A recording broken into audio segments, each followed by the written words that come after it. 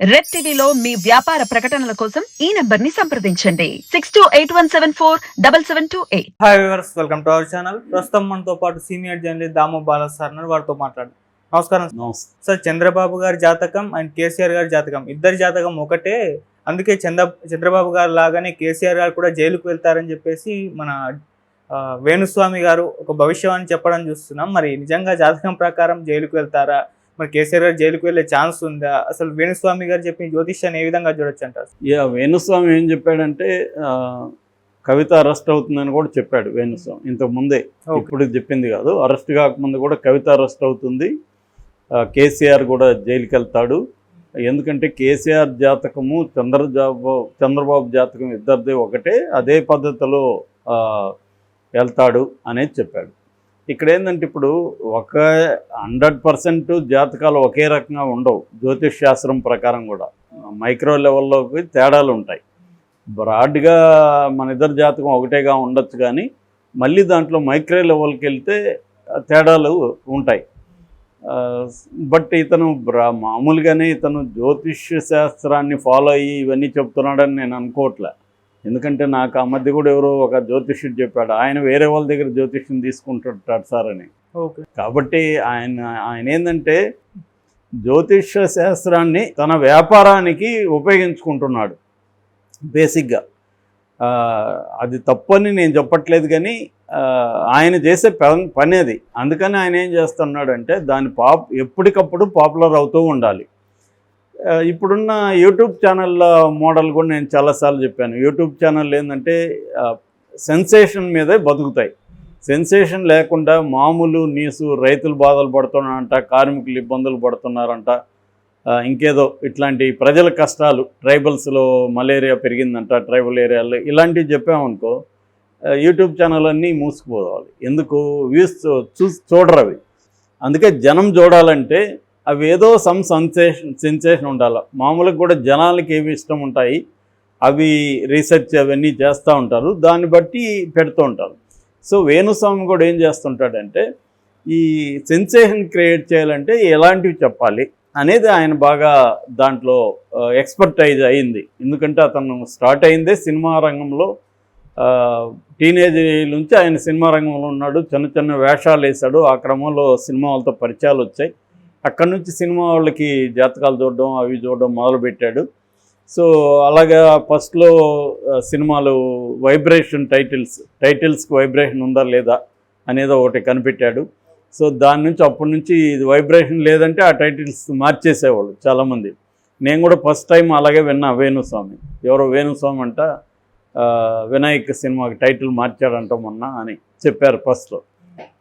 అలాగా అతను ఏం చేస్తున్నాడు అంటే మెల్లమెల్లగా సెలబ్రిటీ కప్పులు ఎవరన్నా ఉంటే వాళ్ళు విడిపోతారని చెప్పడం, లేకపోతే సెలబ్రిటీ రాజకీయ నాయకులు గురించి జాతకాలు చెప్పడం, లేకపోతే ప్రముఖ సంఘటనలు వరల్డ్ కప్లో గెలుస్తామని చెప్పడం, ఇలాగా చెప్తూ ఉంటాడు. జనరల్గా జ్యోతిషం అనేది ప్రిడిక్షన్ తప్ప ఇంకేమీ కాదు. అది దానికి వేరే ఎన్ని కథలు చెప్పినా ప్రిడిక్షన్ అంతే.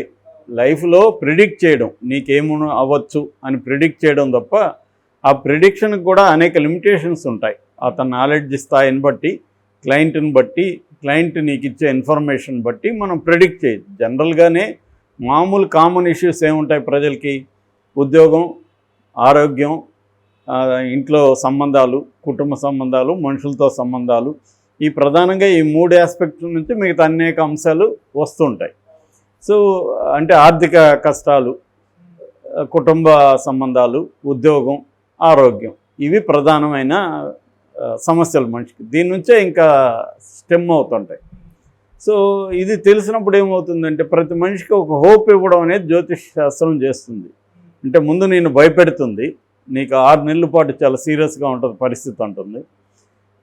తర్వాత ఏమో ఇది చేస్తే నీకు అది తీరుతుందని చెప్తుంది. ఈ పూజ చేయి, ఈ రాహుకేతు పూజ చేయి, ఇంకొక పూజ చేయి, నవగ్రహాల పూజ చేయి అని నీకు ఒక రెమెడీ కూడా ఇస్తుంది. అంటే ఒక ప్రాబ్లం ఒక డయాగ్నైజ్ చేయడం, దానికి రెమెడీ ఇవ్వడం అనేది చేస్తుంది. అసలు జ్యోతిష్ శాస్త్రం చేసే పని ఇది.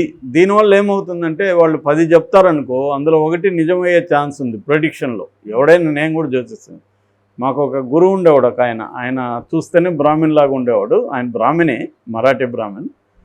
కాకపోతే ఆయనకి దేవుళ్ళు పూజలు నమ్మకం లేదు. కానీ ఆయన చూసినప్పుడు అందరూ వచ్చి చేతులు ఇచ్చేవాడు, స్వామి మాకు చెప్పండి సార్. ఆయన నోటికి వచ్చింది చెప్పి పంపించేవాడు. వాళ్ళు కరెక్ట్గా చెప్పారు స్వామి అనేసి వెళ్ళేవాడు. నేను అడిగాను ఎలా చెప్పారంటే, ఏం లేదు వాడిని చూస్తే మనకు కొన్ని విషయాలు అర్థమవుతాయి కదా, దాన్ని చెప్పానని చెప్పేవాడు. దాన్ని అలా చెప్పకుండా ఈ ర్యాక్ ఇలా ఉంది, ఇది స్ట్రైట్గా పోయింది, ఇలా చెప్తే వాడికి కాన్ఫిడెన్స్ వస్తుందని చెప్పేవాడు. సేమ్ అది మనకు ఆల్రెడీ మన ఒక బలహీనమైన మనస్తత్వంతో వెళ్తాం మనం వాళ్ళ దగ్గరికి. దాన్ని అర్థం చేసుకున్న వాళ్ళు ఏంటంటే దాని టెక్నికల్ లాంగ్వేజ్ ఉంటుంది. గురువు 6వ ఇంట్లో, శుక్రుడు 12వ ఇంట్లో ఉన్నాడు, ఇంకొక ఇంట్లో ఉన్నాడు. 6 గురువు ఉండిన కష్టములు నష్టములను ఒక శ్లోకం చెప్తే జనాలకి అది బేసిక్గా ప్రిడిక్షన్ చేస్తుంది. సో ఇతను ఏం చేస్తున్నాడంటే 100 చెప్తే అందులో 2, 3, 4, 5, 10 కరెక్ట్ అవుతాయి. ఇప్పుడు పెళ్ళైన జంటనంతా విడాకులు తీసుకుంటారంటే ఎలాగూ సినిమా వాళ్ళల్లో సెలబ్రిటీల్లో విడాకుల శాతం ఎక్కువే కాబట్టి అది ఎవడైనా చెప్పచ్చు. అలాగే రాజకీయ నాయకుడు గెలవచ్చు, ఓడిపోవచ్చు. జనరల్గా ట్రెండ్ చూసి అనేక పరిస్థితులను బట్టి మనం చెప్పచ్చు ఓడిపోతాడు. నిజానికి ఈయన కేసీఆర్ గెలుస్తాడని చెప్పాడు, గెలవలేదు.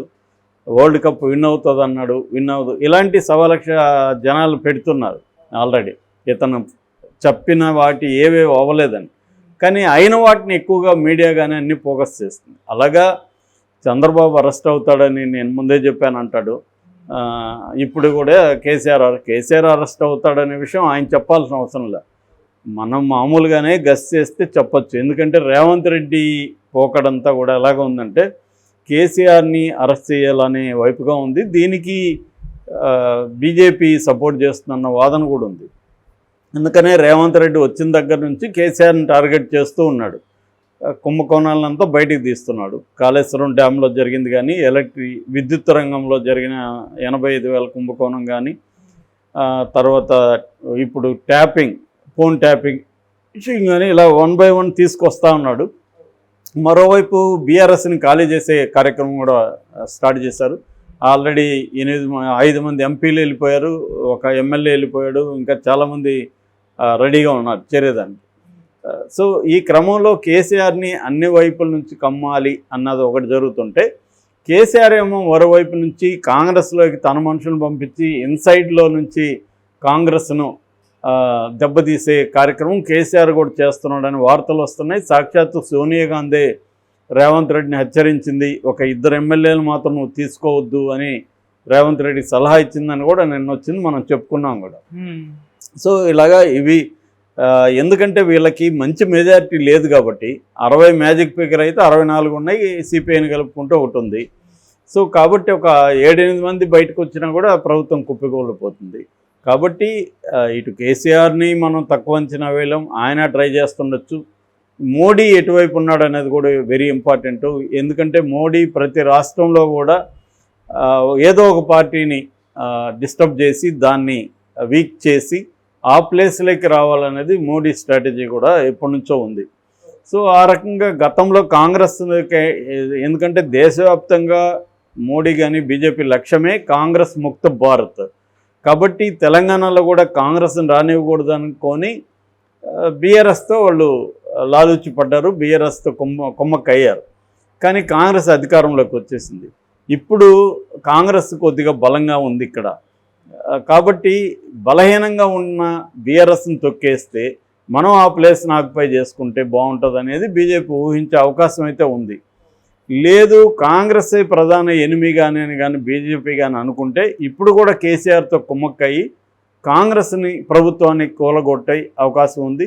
అందుకనే వీళ్ళు ఒక్కోసారి రేవంత్ రెడ్డిని కూడా ఏకనాథ్ షిండే అని పిలుస్తున్నారు. అంటే ఏకనాథ్ షిండే ఏం చేశాడు, శివసేన ప్రభుత్వాన్ని దాన్ని కూలగొట్టి తను చీలిక వర్గాన్ని తీసుకెళ్ళి దాంట్లో కలిపేసుకున్నాడు. అట్లాగే శరద్ పవార్ బ్రదర్ అయిన అజిత్ పవార్ కూడా తన పార్టీని, కాంగ్రెస్ పార్టీని, శరద్ పవార్ కాంగ్రెస్ని చీల్చేసి తను తీసుకెళ్ళాడు. ఇప్పుడు అదే అసలైన పార్టీగా అయిపోయింది. అలాగా బీజేపీ ప్రతి రాష్ట్రంలో కూడా ఒక పార్టీని దెబ్బ కొట్టడం, ఆ పార్టీ ప్లేస్లోకి రావడం అన్నా జరుగుతుంది, లేదా కాంగ్రెస్ ఉంటే కాంగ్రెస్ను విచ్ఛిన్నం చేయడం అన్నా జరుగుతుంది. ఎందుకంటే ఇప్పుడు కేవలం 3 రాష్ట్రాల్లో మాత్రమే కాంగ్రెస్ ఉంది. ఆల్రెడీ హిమాచల్ ప్రదేశ్లో గందరగోళంగానే ఉంది. ఇంకొండేది తెలంగాణ, కర్ణాటక. ఖచ్చితంగా వాళ్ళైతే కాంగ్రెస్ని కూడా టార్గెట్ చేస్తారు. ప్రస్తుతానికి కేసీఆర్ని టార్గెట్ చేస్తున్నట్టు కనిపిస్తుంది. రేవంత్ రెడ్డికి కూడా అదే లక్ష్యం కాబట్టి కేసీఆర్ని జైల్లో పెట్టే అవకాశం ఉంది. కాబట్టి ఇక్కడ ఆయన చెప్పే జోస్యం అనేది ఇక్కడ వ్యాలిడిటీ ఏం లేదు. ఎవడైనా చెప్పచ్చు కేసీఆర్ అరెస్ట్ అవుతాడని 100 మంది చెప్తుంటారు రోజు. కాబట్టి వేణుస్వామి చెప్పాడు కాబట్టి అవుతుంది అనేది ఏం లేదు. Okay sir, thank you so much.